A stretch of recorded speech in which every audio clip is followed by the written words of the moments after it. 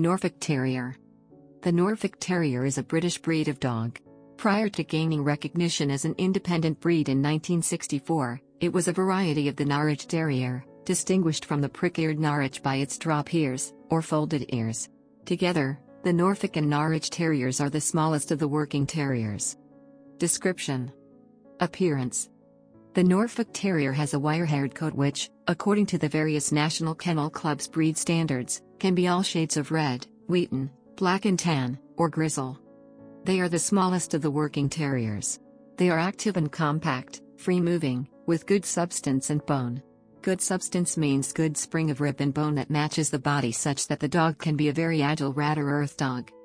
Norfolk Terriers are moderately proportioned dogs. A too heavy dog would not be agile. A too refined dog would make it a toy breed. Norfolks generally have more reach and drive and a stronger rear angulation, hence cover more ground than their Norwich cousins. Norfolk have good side gait owed to their balanced angulation front and rear and their slightly longer length of back. The ideal height is 9 to 10 in, 23 to 25 centimeters, at the withers, and weight is about 11 to 12 pounds, 5.0 to 5.4 kilograms. Temperament. Norfolks are described as fearless, but can have an independent streak. They, along with Norwich Terriers and Border Terriers, have the softest temperaments of the Terrier Group. Norfolks work in packs and must get along with other dogs.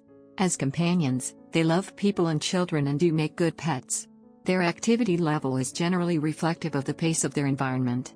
This breed should not be kept or live outside since they thrive on human contact. Generally, Norfolks are not given to digging but, like any dog, will dig out of boredom when left alone for too long a period. Norfolks are not yappers and are not particularly vocal, however, they will bark when appropriate given their watchdog tendencies.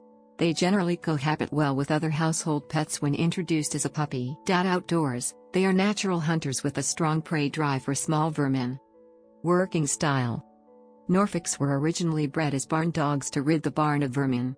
Some literature suggests that they were also occasionally used on a hunt to bolt animals of equal size from their den. To some extent they are still used in that capacity in continental Europe.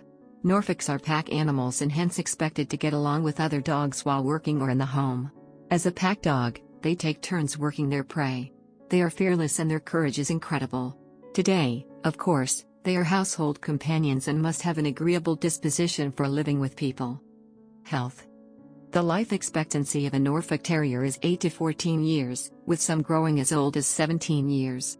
Norfolks do have incidences of mitral valve disease, luxating patellas, and incorrect bites, where the teeth do not align with the breed standard, i.e. overshot or undershot. Norfolks most often have shallow hip sockets and many breed lines are dysplastic.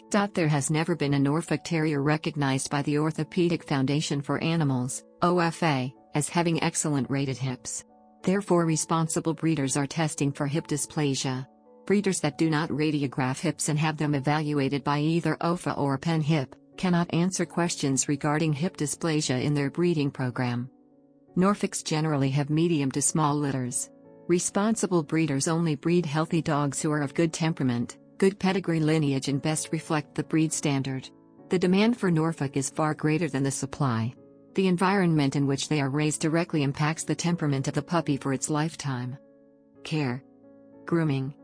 These breeds have a double coat, a harsh, wiry topcoat and a soft, warm undercoat.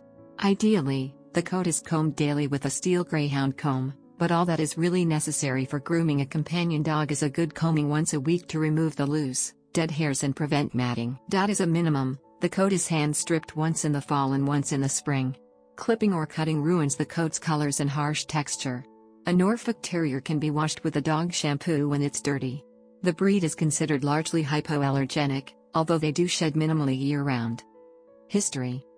In the 1880s, British sportsmen developed a working terrier of East Anglia in eastern England. The Norwich Terrier and later the drop-eared variety now known as the Norfolk Terrier, were believed to have been developed by crossing local terrier-like dogs, small, short-legged Irish Terrier breeds and the small red terriers used by the Gypsy Ratters of Norfolk, the county in which Norwich the city exists. They were first called the Cantab Terrier when they became fashionable for students to keep in their rooms at Cambridge University in England. Later, they were called the Trumpington Terrier, after Trumpington Street where the breed was further developed at a livery stable. Then, just prior to World War I, a prominent Irish horse rider Frank Jones sold quantities of the short-legged terriers to the United States, so there they were called Jones Terriers. It was Jones who designated the terriers were from Norwich. In 1932, the Norwich was granted acceptance into the English Kennel Club and the first written standard was created. The American Kennel Club registered the first Norwich Terrier in 1936.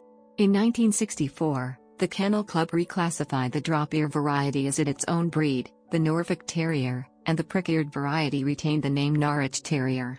The American Kennel Club and Canadian Kennel Club both recognized the division of the Norwich Terrier breed in 1979. The Norfolk Terrier was recognized by the United Kennel Club in 1979.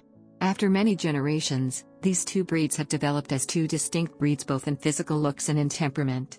Of note, there is literature that suggests that the Norfolk and Norwich were always two distinct breeds and the original mistake was classifying them as one breed.